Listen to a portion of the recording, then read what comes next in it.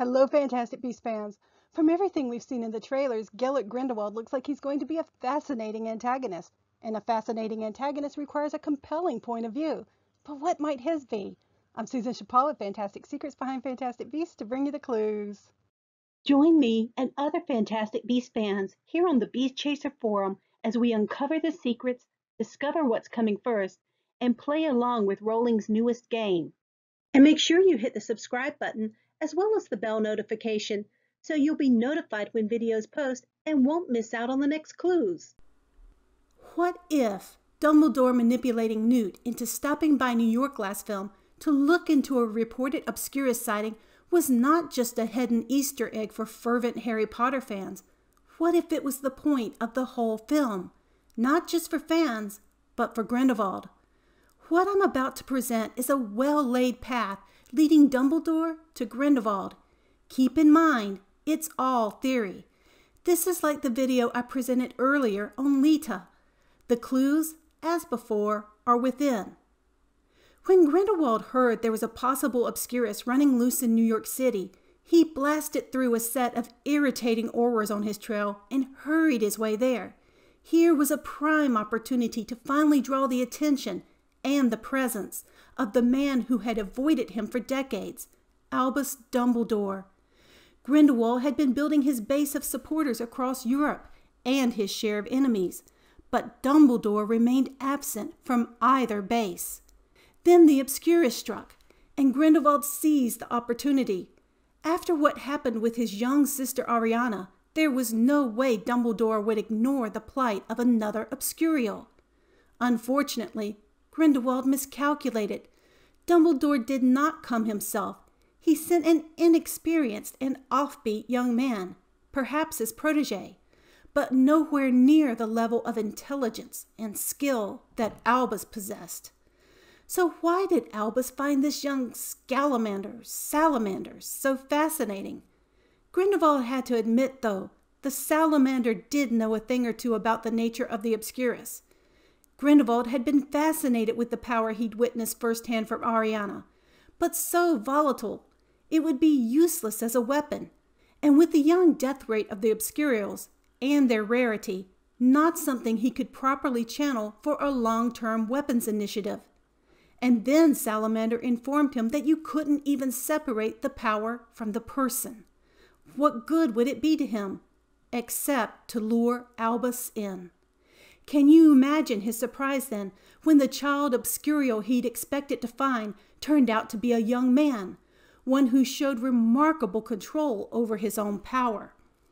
Until that blasted salamander in the former Auror who always got in his way stopped him from bringing the Obscurial to his side. But Grindelwald knew it was just a matter of time until he was freed.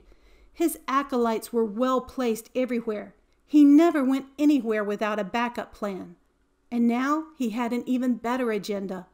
The Obscurial who smelled like squib would be the fresh meat before the Thestral, leading Albus directly to him. For Albus was the real danger. He knew Gellert's plan. That summer long ago in Godric's Hollow, they devised it together, and Dumbledore still possessed the antidote. True to his plan, Grindelwald made his escape and headed straight for Paris.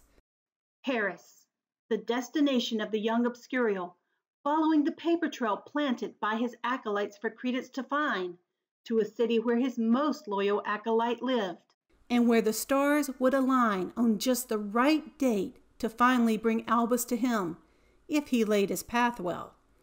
First, he had to entice his fresh bait to him, which was hard to do when Credence kept disappearing.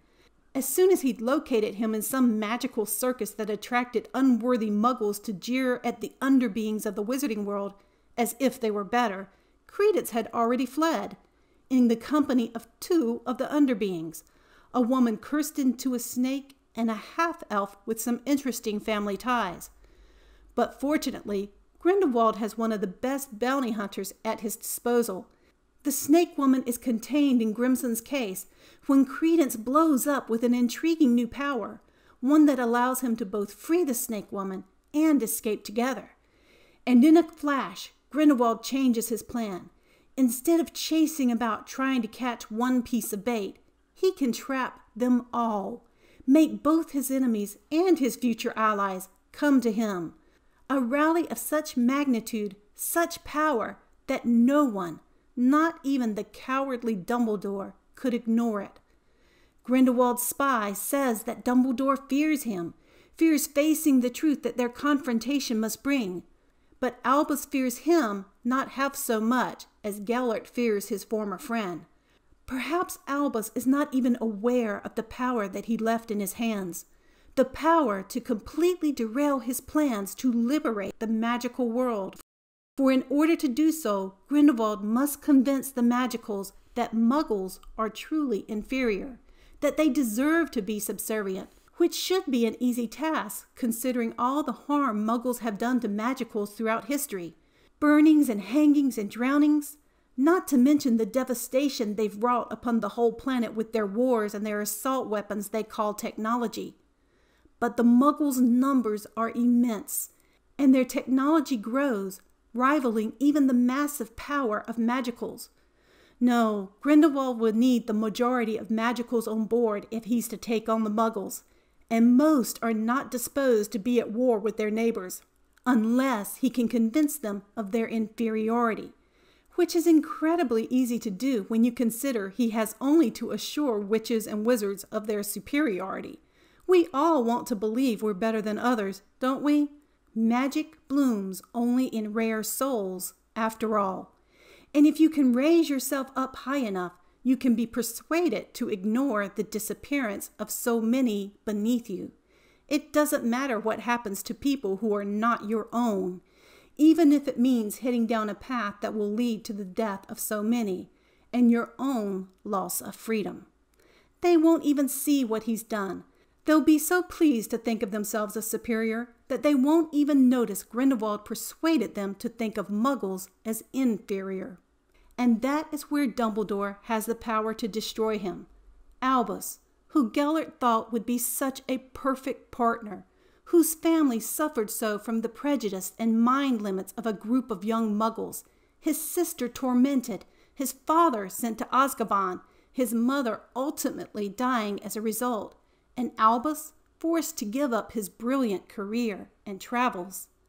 But Albus was ashamed of what his father done, ashamed at his own desires to leave his younger siblings behind, ashamed that Gellert could not comprehend. For Grindelwald, there is truth in power. Indeed, power is truth. It was what led to his quest for the Deathly Hallows. But only one was truly important, and he had it now. With the Elder Wand, he could create for himself what the loss of not possessing the stone or the cloak left. But Dumbledore believed in alchemy, and as an alchemist, he knows that all matter can be transformed, transmuted, if enough heat and the right ingredients are applied.